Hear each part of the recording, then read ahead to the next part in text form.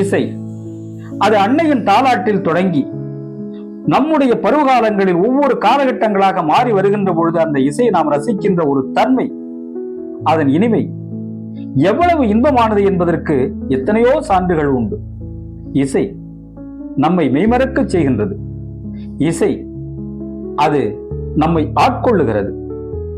இசை நம்மையும் மெய்மறந்து கேட்கின்ற பொழுது கிடைக்கின்ற ஒரு இன்பம், அந்த அலாதியான இன்பம், அதை சொல்லுவதற்கு வார்த்தைகள் இருக்காது. ஆனால் ரசிக்கின்ற பொழுது கிடைக்கின்றது என்பது மட்டும் நமக்கு தெரியும். அது மட்டுமா, துன்பமாக இருக்கின்ற நேரங்களில் அந்த இசை நமக்கு ஆறுதலான ஒரு தாலாட்டை தருகின்ற ஒன்று இல்லையா?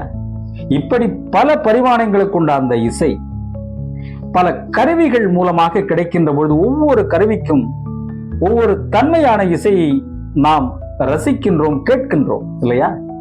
எனவே சப்த சுரங்களின் சாவி என்றும் ஒரு பகுதி, அதாவது இசைக்கருவியின் ஒரு பகுதி உயிராகவும் ஒரு பகுதி உடலாகவும், அதாவது இரண்டு பாகங்களாக இருக்கின்ற ஒரு இசைக்கருவியின் மூலமாக கிடைக்கின்ற இரண்டும் ஒன்றாக இணைந்து நமக்கு தருகின்ற அந்த இசை எத்தகைய இன்பமானது என்பதை பற்றி நாம் தெரிந்து கொள்ளலாம் இன்று.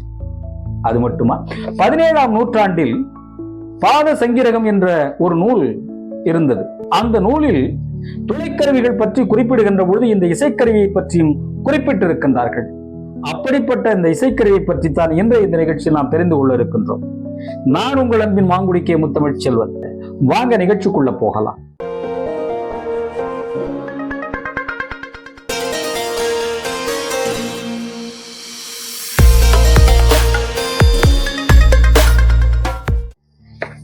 என்ன இசைக்கருவி யோசிச்சு பார்த்தீங்களா? நாகஸ்வரம். தென்னிந்தியாவை சேர்ந்த ஒரு மங்களகரமான இசைக்கருவி இது. அது மட்டுமல்ல, இது ஒரு துளைக்கருவி. அதோடு கூட ஆலயங்கள், திருமணங்கள் மற்றும் சுப நிகழ்ச்சிகளில் முக்கிய அங்கம் வகிக்கின்ற ஒரு இசைக்கருவி என்று சொன்னால் அதற்கு மிக இல்லை. காரணம், முக்கிய பங்கு வகிக்கக்கூடிய ஒரு இசைக்கருவி இது என்பதில் மாற்று கருத்து இல்லை. அப்படிப்பட்ட இசைக்கருவி இது. ஆரம்ப காலங்களில் நாகஸ்வரம் என்று அழைக்கப்பட்ட இந்த இசைக்கருவி அதனுடைய அமைப்பு ஒரு நீண்ட கருவியாக இருக்கின்ற காரணத்தினால் இது அப்படி அழைக்கப்பட்டிருக்கலாம் என்று சொல்லுகின்றார்கள். ஆனால் அதனுடைய நாதம், அதனுடைய இசையின் அமைப்பு எந்த அளவிற்கு நம்மை மெய்மறக்க செய்கின்றது என்ற தன்மையில் நாதஸ்வரம் என்று பிற்காலத்தில் அழைக்கப்பட்டது.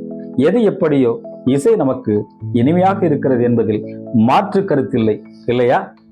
அது மட்டுமல்ல, தென்னிந்தியாவில் நாகஸ்வரம் ஒரு மங்களகரமான இசைக்கருவி என்ற ஒரு அங்கமாக இருக்கின்ற காரணத்தினால் இது கோயில்களில், திருமண விழாக்களில் மற்றும் சுப நிகழ்ச்சிகளில் முக்கிய அங்கம் வகிக்கின்றது இந்த நாகஸ்வரம். இப்ப நாம சொன்னோம், ஆலயங்களில், திருமணங்களில் மற்றும் சுப நிகழ்ச்சிகளில் நாகஸ்வரம் பயன்படுத்தப்படுகிறது என்று. ஆனால் திரைப்படம் தொடங்கிய காலத்திலிருந்து இன்று வரை நாகஸ்வரம் திரைப்படங்களில் ஒரு முக்கிய அங்கம் வகித்துக் கொண்டிருக்கிறது. அது மட்டுமல்ல, அது அனைவரையும் அந்த இசையின் மூலமாக ஈர்க்கிறது என்று சொல்லலாம்.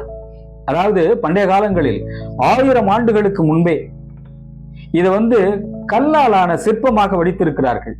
இன்னைக்கு நீங்க பார்க்கலாம், கும்பகோணம் ஆதி கும்பேஸ்வரர் கோயிலில் அங்கு இருப்பதாகவும், அது மட்டுமல்லாமல் தூத்துக்குடி மாவட்டம் ஆழ்வார் திருநகரியில் ஆதிநாதர் ஆழ்வார் ஆலயத்திலும் இந்த கல்லால் ஆன நாகஸ்வரம் இருப்பதாக சொல்லப்படுகின்றது. எது எப்படியோ இந்த இசைக்கருவியை பற்றி நாம் தெரிந்து கொண்டோம். ஆனால் சொல்ல வந்த செய்தி என்ன இன்றைய நிகழ்ச்சியில், அதை பற்றி தெரிந்து கொள்ளலாமா? அதாவது இந்த நிகழ்ச்சிக்குள்ள போறதுக்கு முன்னாடி இந்த இசைக்கருவியை பற்றி நாம சொன்னோம். 2 செய்திகளை உங்களுக்கு நினைவூட்டலாம் என்று நினைக்கிறேன். அதாவது பழைய திரைப்படம் கொஞ்சம் சலங்கை என்ற ஒரு திரைப்படம்.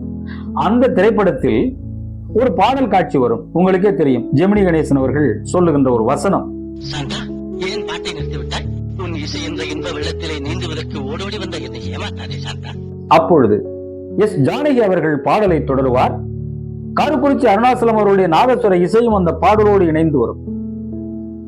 இதுல என்ன ஒரு ஆச்சரியம் அப்படின்னா, அந்த பாடல் வந்த காலகட்டங்கள்ல நாதஸ்வரத்தோடு எப்படி இணைந்து பாடுவது என்று பல கலைஞர்கள் அதை தவிர்த்து விட்டதாக சொல்லுவார்கள்.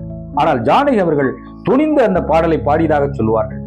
இன்றளவும் நம்முடைய மனதில் நீங்காத ஒரு இடம் பிடித்த பாடல் என்றால் சிங்கார வேலனை தேவா. இந்த பாடல் நம்ம எந்த அளவுக்கு மெய்மறக்க செய்யும் இல்லையா? அது நாதசுரத்தினுடைய இசை அந்த பாடல் முழுமைக்கும் ஆட்கொண்டிருக்கும். காரணம் அந்த இசையினுடைய அமைப்பு, லயம், ஓசை இல்லையா?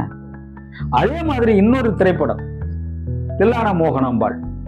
அந்த திரைப்படத்துல சண்முக சுந்தரமாக சிவாஜி கணேசன் அவர்களும் அவருடைய சகோதரராக ஏவிஎம் ராஜன் அவர்களும் நடித்திருப்பார்கள். அந்த நாதசுரம் வாசிக்கிற பொழுது அந்த இசையினுடைய தன்மை அவர்கள் எந்த அளவிற்கு வாசிப்பார்கள், அதாவது நாட்டியமும் இசையும் எந்த அளவிற்கு ஒன்றோடு ஒன்று பிணைந்திருக்கிறது என்பதற்கு அந்த படம் ஒரு எடுத்துக்காட்டு. அதன் முக்கியம் அந்த நாதசுரம். ஆக நாதசுரத்தை பத்தி இவ்வளவு செய்திகள் சொல்லியிருக்கிறோம். ஆனால் அந்த நாதசுரம் வாசிப்பதில் இருக்கக்கூடிய ஒரு முக்கியமான தன்மை ஒன்று உண்டு. அது என்ன? அதுதான் இன்றைக்கு இந்த நிகழ்ச்சியில் சொல்ல வந்த செய்தி. அதாவது என்ன அப்படின்னா, நாதசுரம் என்ற ஒரு கருவியால் தனித்து இயங்க முடியாது. அதற்கு 2 முக்கியமான அம்சங்கள் உண்டு. ஒன்று என்ன அப்படின்னா, நாதசுரத்தில் உள்ள 7 விதமான ராகங்கள், அதாவது சப்த சுரங்கள். அந்த சப்த சுரங்களை தரக்கூடிய 7 விதமான துளைகள் அந்த நாதசுரத்துல இருக்கும். அது ஒன்று. அது மட்டுமல்ல, மற்றொன்று சப்த சுரங்களின் சாவி என்று அழைக்கப்படுகின்ற அந்த நாதசுரத்தினுடைய முனையில் வந்து சொருகியிருப்பாங்க ஒரு தக்கை. அதனுடைய பெயர் சீவாளி. அது இல்லை என்றால் அந்த நாதசுரம் வாசிப்பதற்கு எந்த விதமான அர்த்தமும் இல்லாமல் போய்விடும். அதனால்தான் நாதசுரம் என்பது உடலாகவும் அதில் இணைக்கப்படுகின்ற அந்த சீவாளி உயிராகவும் அந்த கலைஞர்கள் போற்றுகின்றார்கள். உடலும் உயிரும் இணைந்தால்தான் உயிர் இல்லையா? இந்த உடலுக்கு உயிர் இருக்க வேண்டும். அதுதான் இந்த சீவாளியும் நாதசுரமும் இணைந்த கருவி நாதசுரம். அதிலிருந்து வருகின்ற ஓசைதான் இன்றும் நம்மை மேமறக்க செய்கிறது. நாதசுர கலைஞர்கள்லாம் வாசிக்கிற பொழுது நீங்க பார்த்திருப்பீங்க, அந்த நாதசுரம் வாசிக்கும் போது நிறைய நூல் வந்து தொங்கும். அந்த நூலுடைய முனையில என்ன பண்ணிருப்பாங்கன்னா, ஒரு இந்த அளவுக்கு ஒரு தக்கை, அதில் நிறைய தக்கைகளை தொங்க விட்டிருப்பாங்க. அந்த தக்கைக்கு நறுக்கு அப்படின்னு சொல்லுவாங்க அப்படின்னு நான் ஒருத்தர்கிட்ட கேட்கிற பொழுது சொன்னாங்க. ஆனா அதனுடைய உண்மையான பெயர் என்ன அப்படின்னா சீவாளி. அதுதான் தயாரிக்கிறவங்க சொல்றாங்க.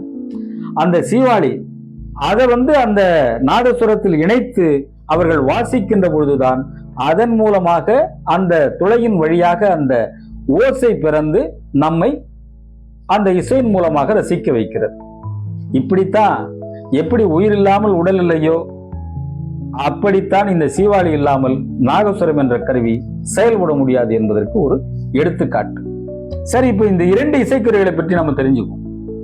இந்த நாதசுரம் அப்படிங்கிறது தயாரிக்கிறது எங்க அப்படின்னா, தஞ்சை மாவட்டம் மயிலாடுதுறையிலிருந்து கும்பகோணம் செல்கின்ற சாலையில் நரசிங்கன்பேட்டை என்ற ஒரு ஊர் இருக்கிறது. அந்த ஊர்ல தான் இந்த நாதசுரம் தயாரிக்கிறாங்க. இப்ப இந்த நாதசுரம் தயாரிக்கிற பொழுது அவர்கள்ட்ட கேட்கிற பொழுது அவங்க சொன்னாங்க, அதுல வந்து இப்போ அந்த 7 துவாரங்கள் வைக்கிற பொழுதும் அந்த நீளத்தை கணக்கிட்டு இந்த 2.5 கட்ட 3.5 கட்ட இந்த மாதிரி அந்த ராகத்தினுடைய தன்மை சொல்றாங்க இல்லையா, இதெல்லாம் அந்த அந்த அமைப்பில் அதை வைத்து செய்வார்கள் அப்படின்னு சொல்றாங்க. அதே மாதிரிதான் அந்த நரசிங்கம்பேட்டைக்கு முன்னாடியே திருவாவூடுதுறை என்ற ஒரு ஊர், மிக பிரபலமான ஊர், தமிழின் சிறப்பை சொல்லுகின்ற ஊர் என்பது உங்கள் எல்லோருக்கும் தெரியும். அங்கு தயாரிக்கப்படுகின்ற ஒன்றுதான் இந்த சீவாளி என்பது. இந்த சீவாளி என்பது என்ன அப்படின்னு சொன்னா, காவிரி படுகையில், காவிரி கரையில், வாய்க்கால் குளக்கரையில் இந்த குறுக்கு தட்டை என்ற ஒரு தட்டை வளருகின்றது. அந்த தட்டையை காய வைத்து அதிலிருந்து அந்த நாணல்களை எல்லாம் நீக்கிவிட்டு தேவையான அளவிற்கு அதை வெட்டி தண்ணீரில் ஊற வைத்து அதை பக்குவப்படுத்துகின்றார்கள். அது பக்குவப்படுத்துகின்ற போது அந்த சீவாளி இறுக்கமாக இருப்பதற்கு என்ன செய்யறாங்கன்னா, செம்பிலான ஒரு கருவியை அதனுடைய அடிபாகத்தில் வைத்து நூலால் அதை கட்டுகிறார்கள். இது ஒரு விதம். அது மட்டுமல்ல, அந்த தக்கையை என்ன பண்றாங்க அப்படின்னா, கோடை காலங்கள்ல தான் அதை அறுவடை செய்ய முடியும். அது கோடை காலங்களில் அறுவடை செய்து வந்து அதை கட் பண்றாங்க இல்லையா, அது தேவையான அளவிற்கு அந்த நாதசுரத்தில் எப்படி ராகத்தினுடைய அளவு எப்படி 2.5 கட்ட 3.5 கட்ட 4.5 கட்டன்னு சொல்றாங்களோ அதே அளவிற்கு இந்த தக்கையிலும் கூட அந்த அளவு இருக்கிறதாக சொல்லப்படுகின்றது. இப்போ இதை பற்றி அவங்க கிட்ட விசாரிக்கும் பொழுது அவங்க சொல்றாங்க, என்ன சொன்னாங்கன்னா, இந்த தக்கையை கொண்டு வந்து இந்த கட் பண்ணிட்டு அதை வந்து நெல் பானையில நெல் வேக வைக்கிற பொழுது அதோடு சேர்த்து இதை வேக வைத்து நீராகாரத்தில் ஊற வைத்து அதை வந்து கிட்டியில் வைத்து அதை கட்டி அதை நெருக்கமாக வைத்து அதன் மூலமாக அதை தேவையான அளவோடு சேர்த்து அதை நூலால் கட்டி அந்த தக்கையை தயாரிக்கின்றார்கள். நாதசுரம் வாசிக்கிறவங்க கேட்கிற பொழுது, இது நாங்கள் வந்து 1-2 வாங்க முடியாது, நிறைய வாங்கணும். அப்படி வாங்குகிற பொழுது ஒவ்வொன்றுக்கும் ஒரு இசை அந்த ஓசை வரும். அது சரியாக நாங்கள் அதை பொருத்தி அதை வாசிக்க வேண்டும். இப்பொழுதெல்லாம் நேராவே அது வாங்க முடியுமா அப்படின்னு கேட்கும் பொழுது, நாங்கள் ஆன்லைன்ல வாங்கினா கூட அது நேரடியில் சென்று வாங்குகிற பொழுதுதான் எங்களுக்கு தேவையானதை சரியாக அதை தேர்ந்தெடுத்துக் கொள்ள முடியும் அப்படின்னு சொல்றாங்க. இசைக்கலைஞர்கள் எவ்வளவு ஒரு அழகா நமக்கு தருவதற்காக அவர்கள் மெனக்கிட்டு அவ்வளவு தூரம் போய் அதை வாங்குறாங்க அப்படிங்கிறத நம்ம தெரிஞ்சுக்கிறோம். பொதுவா திருவாவடுதுறை, பண்ருட்டி, திருவழிமிழலை போன்ற இடங்களில் இது செய்யப்படுவதாக சொன்னாலும் திருவாவடுதுறையில் பரம்பரையாக இதை காலம் காலமாக அந்த தலைமுறையாக அவர்கள் செய்து கொண்டிருக்கிறார்கள் என்பதுதான் ஒன்று. ஆக ஒரு இசைக்கருவி, அந்த இசைக்கருவியின் வழியாக வருகின்ற அந்த ஓசைக்கு உயிராக இருக்கக்கூடிய இந்த சீவாளி என்ற அந்த ஒரு கருவிதான் அது. என தயாரித்ததற்கு பிறகு அது ஒரு கருவியாக மாறிவிடுகிறது அல்லவா? ஆக இது இரண்டும் இணைந்த பிறகுதான் நமக்கு கிடைக்கின்ற அந்த ஓசை எந்த அளவிற்கு இனிமையானதாக இருக்கிறது என்பதை நீங்கள் தெரிந்து கொள்ள முடியும் இல்லையா? அதனாலதான் ஒரு இசைக்கருவி என்பது நுணுக்கமாக தயாரித்து, அது தயாரிக்கிறதுல எவ்வளவு நுணுக்கம், அதை நுணுக்கமாக தயாரித்து அதை நேர்த்தியாக தருகின்ற பொழுது அந்த இசைக்கலைஞர்களுக்கு கிடைக்கின்ற ஒரு இன்பம் இல்லையா? அதை இரண்டையும் ஒன்றாக சேர்த்து நமக்கு ஒரு நல்ல இசையை தருகின்றார்கள். அதனாலதான் அவங்க என்ன சொல்றாங்க அப்படின்னா, அந்த நாதசுரம் என்ற ஒரு பகுதி உடலாகவும் அதில் பொருத்தி வாசிப்பதற்கு பயன்படுத்தக்கூடிய இந்த சீவாளி ஒரு உயிராகவும் இருக்கிறது.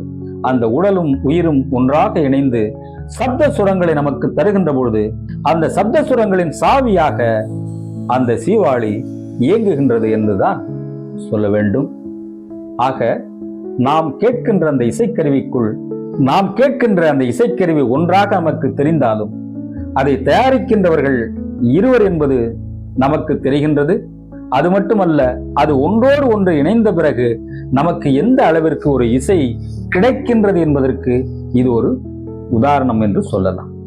ஆக இசைக்கலைஞர்கள் என்பவர்கள் எவ்வளவு அழகாக நம்முடைய மனதை ஒருமுகப்படுத்துவதற்காக மட்டுமல்ல, எத்தனை விதமான மங்களகரமான நிகழ்வுகளுக்கு இந்த நாகசுரம் பயன்பட்டு கொண்டிருக்கிறது என்பது இன்றளவும் மாற்று கருத்து இல்லாத ஒன்று என்பது நமக்கு தெரிகிறது. காரணம் என்ன?